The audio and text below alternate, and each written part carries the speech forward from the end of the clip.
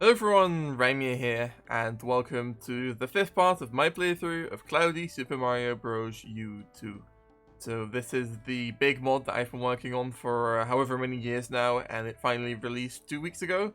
And today we're continuing on with my playthrough of the mod. So in the first few parts we played up until, well, the beginning of World 6, so we played through all of World 5 now. And yeah, without further ado, let's get started with 6-1, Scaffold Scuffle. This is an interesting level because there's another level which you're gonna play after the 6-2, which was based it was basically just a remake of a level like that was originally a snow level, and this level also started off as a remake of another snow level, and that's actually the there's like a level in Super Mario 6 Christmas which has like these Japanese like torii structures, and this level started kind of as a remake of that level as well, which you might be able to tell from the block formation here, which is the same. But it kind of just evolved into its whole, like its own whole level in the end. So yeah, it's basically completely different except for the very start. Also, once again, carrying over the canopy things that kind of signify that you're leaving or entering World 5 or whatever. And so yeah, it kind of makes sense for those to be here. And those were quite a late addition as well. By the way, once again, if you jump down here, as with a lot of these canopy things in the different levels, there's some bouncy clouds to make sure you don't accidentally kill yourself. This music here is made by Breakblock. It's a nice one. It definitely fits the vibe of this level in particular, but also this world in general. And the whole point of this world is basically for the desert theme to be a little bit different than the traditional kind of desert with the pyramids and stuff. And I think this music really fits that vibe well. If you jump down here, you get a nice little one-up. That was a very late addition to the level. That was suggested by Dr. Tricky. I'm a big fan of that addition. Yeah, in general, this level is just kind of traditional stuff, traditional sand mechanics with the pokies and also the sand geysers. Though I also use them in some interesting ways I don't think I've seen done much before, and we also use these ladders and these scaffold platforms. So this ladder is actually mostly just here so you can dodge this pokey like this, but of course it also leads to the first bonus room. This bonus room went through a lot of changes throughout development, but it ended up being this kind of interesting thing where you have to hit all the P-switches. And yeah, I think from what I've been able to tell, it's been obvious to everyone that you know, in this bonus room you're supposed to hit all the P-switches. It's not just about well, yeah, like it's just not obvious, I guess, when you think about it, that like, oh, hitting 5 B-switches would break that semi-solid right there. But I haven't seen anyone being confused by that so far, so that's nice. And there we go, that's the first star coin. Also, an interesting thing in this level is that you probably can't even tell, but the foos in this level are slightly recolored. The problem is they're not completely recolored because I couldn't like make the cloud particles that they spew like anything but white. So it would be weird if the foos were yellow, but then the clouds they spit out were still white. But I did kind of recolor them slightly to be like have like less of a blue color to them, I suppose. It's one of the simplest star coins in the whole mod, really. This is also very similar to a star coin you also see in that Super Mario 6 Christmas level I mentioned. But yeah, it's just like the sand geysers down here for apparently no reason, so people might, you know, investigate, and then the camera zooms out to reveal the star coin. Yeah, using upside down pokies like this, I don't think I've seen that done much before. Or also just, I don't know, just like using ladders in this way as well. Like, ladders are usually just kind of more of an almost decorative element, I feel, in the original levels that they were used in East Mario Wii and East Mario U. But I really tried to put my own spin on the way I used them in this level. In this zone here, we have this unfinished wind generator thing. That doesn't actually make Mario move, but it does make like stuff like ladders, and also if I had a midway in this level, in this section, that would also make it move. Also, apparently in East Mario Wii, you can't like go down ladders like this when they're being like when there's wind active. Though it seems to be kind of inconsistent in that game as well. But in this Mario U, because there is no actual wind pushing the player, you can always just climb down, and yeah, it's kind of interesting. I'm quite a big fan of the way it works, honestly. It's pretty nifty. And yeah, then one last thing that this level does, which I don't think I've seen done much before either, is pushing up the pokies like this with sand geysers. It's a little bit jank, you know, it looks a little funny, but I do think it is a you know, very logical way for this level to end. So yeah, overall this is probably one of the simplest and smallest levels in the whole mod, but I'm still a pretty big fan of it. I think it's you know, it's decent. It's a nice introductory level. I guess except for 7-1, I think the first levels of each of the worlds are kind of like very simple on purpose, you know, kind of short and simple. I did think about like recoloring these blocks on the roadmap to be a different color, so like, oh, the real feels a little more custom. But honestly, that like kind of goes against the whole idea for this mod, because didn't want to try and do just custom stuff for the sake of it being custom with no other reason. And I couldn't really think of a way that I could color these blocks to where they actually like make more sense than them just being blue and red. So yeah, I just kept that vanilla. Anyways, on to 6-2 steering stretch. Yeah, so like I mentioned at the beginning of the last level, this is actually originally a snow level that I made like, I don't know, maybe 4 years ago almost. Like a long time ago, that's for sure. And it was like one of the first old scrolls I ever made and stuff. I even showed a later version of this level on my channel, I think about 3 years ago now. And yeah, this level is really old therefore, but it has also gone through quite a few changes. The bonus rooms have been changed quite a bit, and just other small things. And yeah, I'm actually a pretty big fan of this level. I was a big fan of it when I first made it, and even though it's quite old now, I still think it's pretty decent. We got a fire bro there who I feel like kind of fits the desert theme, I suppose. Not entirely, but I don't know. Gotta do something unique, you know. I also try to often like distinguish levels by having different like kinds of tile sets, even just slightly in each level. So for example, this level has those purple flags there, which is only show up in this level. There's actually something interesting here where this platform moves up and down, but you can actually just stand on it the whole time. So that's a little trick there. Anyways, of course, you can go into this pipe for a bonus room. So yeah, this bonus room used to be way harder, and you can see that harder version in the stage showcase on my channel. But now it's a lot easier. You just have to throw the shell, you know. It will usually make it out, you know. It's actually kind of hard to not have the shell hit the start coin. So yeah, it's quite simple now, but I think it's better than it being extremely frustrating and yeah, just annoying really. It's a cool thing I don't think Nintendo ever did in the original game, even though it is a possibility, is putting the snake blocks at an angle. I only do it once in this level as well, because there really isn't that much of a point to it, but yeah, there it is. And then here we have a mini mushroom.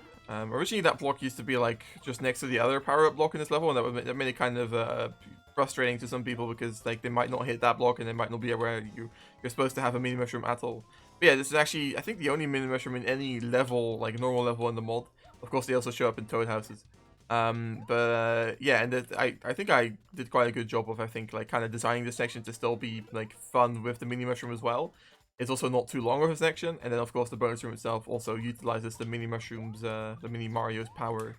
So I think I did a pretty good job of implementing all of this. Yeah, this is just a fun way of getting into this mini pipe here using the stretch blocks. It's kind of similar to how the original game did it with the water geyser. So yeah. Definitely one of the more subtle 8-bit clouds in the whole mod right here. That's yeah, that one's really small and simple, but I guess it's fine. You know, like I said, I tried to have a unique kind of tiling thing in every single level just about, and this level had the purple flags, so of course it made sense to integrate the 8-bit cloud with those. Actually, originally this bonus room here had like a thing where like you'd hit a blue ring here, and it would be like a P-switch timer, of course, and then the star coin was encased in brick blocks, so you can only really get there in time by you know, because you need the mini mushroom, you can't break those brick blocks, so you need to run there in time. But that was really difficult because I've seen a lot of people, including myself, actually struggle with this bonus room quite a bit, especially if you try to do it like the intended way without jumping over stuff. So yeah, that whole P-switch run thing idea was removed in the end because it was just too difficult.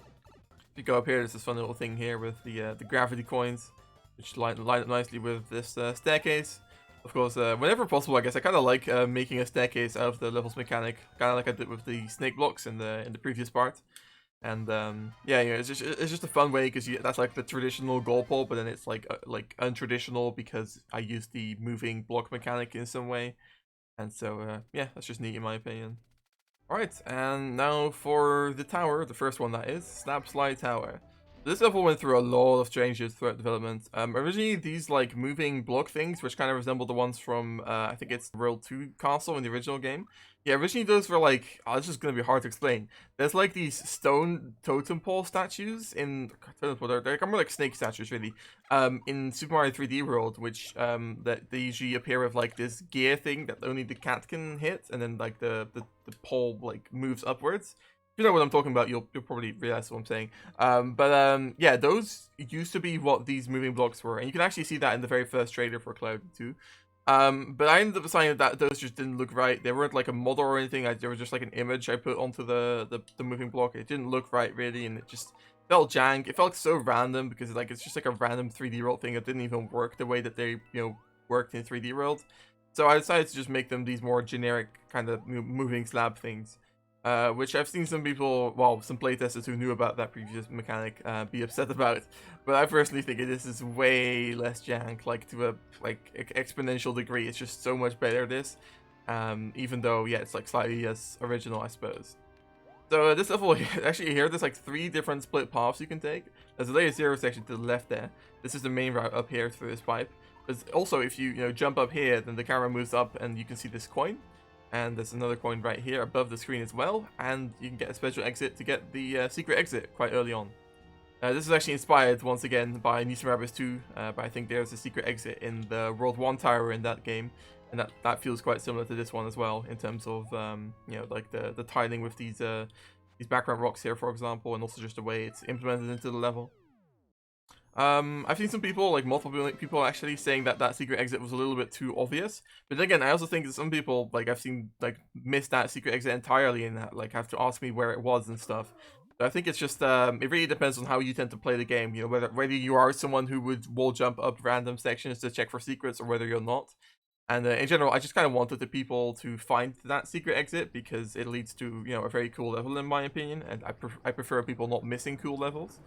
But yeah, I can see how like some people, it's interesting really how some people really struggled with that secret exit and others thought it was too easy.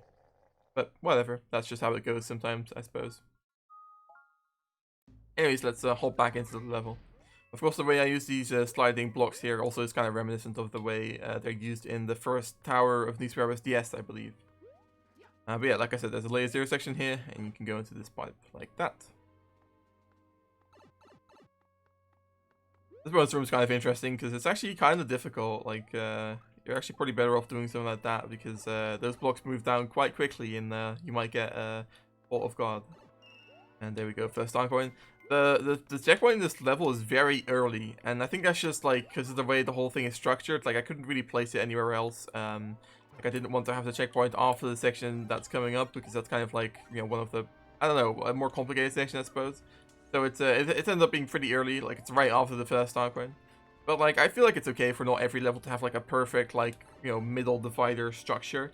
And so yeah, like I think it's fine to mix things up like that every now and then. This is a very funny bonus room, of course. Yeah, I don't know. Actually, this block here isn't the block that you see throughout the rest of the level. This is actually a path-controlled one, which is just because of the way like the movement speed and stuff is. It wouldn't, and also the distance in particular, wouldn't be possible with a two-way movement controller. So I had to make it a completely different object. But it still looks the same, of course. So I don't think anyone was actually going to notice that. But yeah, just like the way this moves and the way you have to kind of like, it's the best way to get it is probably to like sound it like this and just let it take you away. Yeah, it's just a really interesting bonus room. Getting that star coin also kind of skips past this section here, which is kind of once again I think reminiscent of Rimea DS in the way I use the blocks here. They kind of like form like a staircase pattern before they then crush you. You can jump up here, then up here. You have to make sure you jump up here before that crushes you. Yeah. This is another pretty obvious 8-bit cloud, I suppose. It's got all these coins around it. Actually, I want to get the last one so I can get the clapping controller. Hold on. Oh, no. Okay, well, whatever. I give up. But yeah, that section there is only for the 8-bit cloud. There's nothing about that or anything. It's actually kind of difficult, I suppose, this section because of the wall jumping and stuff and, having to avoid getting crushed. And now for the final section, these are also path control blocks, so that's interesting. But yeah, third star coin, really simple. Yeah, you just have to be quick for that star coin. And yeah, that's pretty much it for this level. I guess there's a vanilla boom boom fight, but I won't bore you guys with that. So on to the next one. I suppose what we'll do is we'll play the secret level now. So here we go, 6-6. I don't know why this isn't like 6-A or something, or 6-coaster. I guess it's only the secret levels in the game that are like that skip world that have like the little icon instead of a number. But I still find it weird that this is specifically 6-6. But whatever. 6-6 bone dry depths. I kind of like using the bone dry term there, because that's also used in bone dry dunes from Mario Kart 8, and it kind of feels nice using like such a term that Nintendo came up with in a level of your own, because it kind of makes it feel more official, I suppose. Yeah, so here we have these like dry bones shell things, which are actually a lot smaller than the ones like the normal Koopa shell things you might see in like Nisma's Wii or other Nisma's U mods. Yeah, they're actually like a custom tileset element. They're not like a custom model or anything like that, and they look fine, I suppose. They were like made by hand, and I don't know. I feel like you can still kind of tell that they're not like perfect models or whatever, but I suppose they're okay. And these dry bone heads here are actually a custom render by Flizzle. That's quite nice. Go over here. I think there's some coins that spawn. Yeah, but yeah. I guess the main section of this level is really down below here. Yes, this is a level very much inspired by what is it, like 2-8? I want to say maybe 2-7. I don't know, or 2-9 from newer Wii. It's also a cave level like this with dry bones and these spine coaster platforms, and you know, it's like a desert cave as well. So, yeah, but I'd like to think that I still managed to put my own twist on this kind of idea for a level. So, I'm pretty happy with the way this level turned out, honestly. I think it's pretty cool. This level also has the unique, like, distinction of having the only, like, unique kind of background rocks in the mod. So you have, like, these, like, triangular kind of looking things. And I quite like the way those look. They're also actually a completely unique tileset element for the mod. And, yeah, they're pretty nice.